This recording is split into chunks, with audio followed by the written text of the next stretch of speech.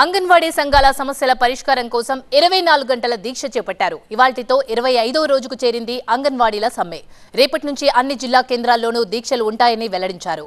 నిర్దిష్టమైన డిమాండ్లతో 24 రోజులుగా సమ్మె జరుగుతోందని, మంత్రుల బృందంతో గానీ సీఎస్తో గానీ చర్చలు జరిగినప్పటికీ వేతనాల పెంపు, గ్రాట్యుటీ అమలుకు సంబంధించి నిర్దిష్టమైన హామీ ఏమీ ఇవ్వలేదని మండిపడ్డారు. మా డిమాండ్లకు ప్రభుత్వం స్పందించకపోతే మా పోరాటం ఉధృతం చేస్తామంటున్నారు.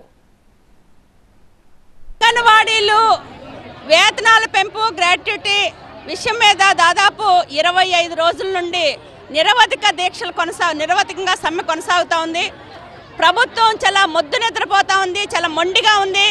అనేక మార్లు చర్చలు జరిగినప్పటికీ ప్రధాన డిమాండ్ అంగీకరించలేదు.